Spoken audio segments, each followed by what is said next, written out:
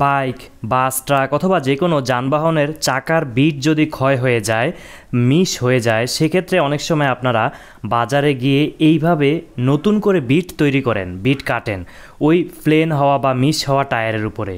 এর ফলে যে ধরনের বড় ধরনের ঝুঁকিতে পড়তে পারেন বা বিপদে পড়তে পারেন সেটাই জানাবো আজকের এই ভিডিওতে। নতুন একটি ভিডিওতে আপনাকে স্বাগতম। পুরো ভিডিওতে আপনাদের সাথে রয়েছে আমি নাজিম পাটোয়ারি। প্রিয় ভিউয়ার্স, লক্ষ্য করুন, একটি গাড়ির চাকার যে বিট সেটা প্লেন হয়ে গেছে, সমান হয়ে গেছে, এটার বিট কাটা হচ্ছে।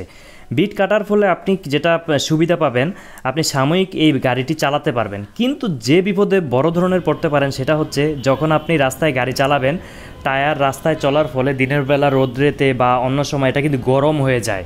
বিশেষ করে রোদ্রের সময় প্রচুর গরম হয়। আপনি যখন পাতলা হয়ে যাওয়া টায়ারটিতে নতুন করে বিট কাটবেন এবং ওই বিট দিয়ে চালাবেন, রানিং গাড়ি 100-120 বা তারও কম চলা অবস্থায় হঠাৎ করে ব্রাস্ট হয়ে যেতে পারে এবং আপনি নিয়ন্ত্রণ হারিয়ে বিপদে পড়তে পারেন, কারণ আপনার টায়ারটি কিন্তু একেবারে শেষ লেয়ারে চলে যাবে বিট কাটার ফলে।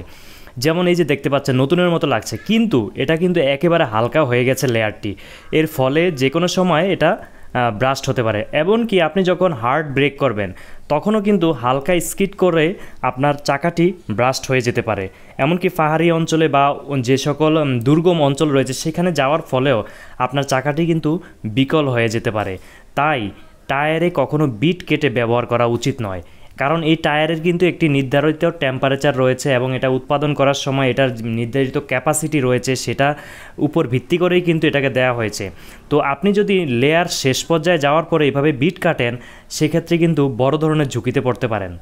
তাই যারা সাময়িক সুবিধার জন্য এই সিদ্ধান্ত নিয়েছেন বিট কাটবেন, তারা এটা না করে অবশ্যই নতুন টায়ার ইনস্টল করে নিন। এই ধরনের নিত্য নতুন ভিডিও পেতে আমাদের চ্যানেলটি ইউটিউবে সাবস্ক্রাইব করুন এবং ফেসবুকে ফলো করুন। এই ভিডিও সংক্রান্ত কোনো বিষয়ে জানার থাকলে বা কোনো মন্তব্য থাকলে অবশ্যই কমেন্ট করতে পারেন। ভিডিও থেকে উপকৃত হলে অন্যদেরকেও উপকৃত করতে ভিডিওটি বেশি বেশি শেয়ার করে রাখতে পারেন।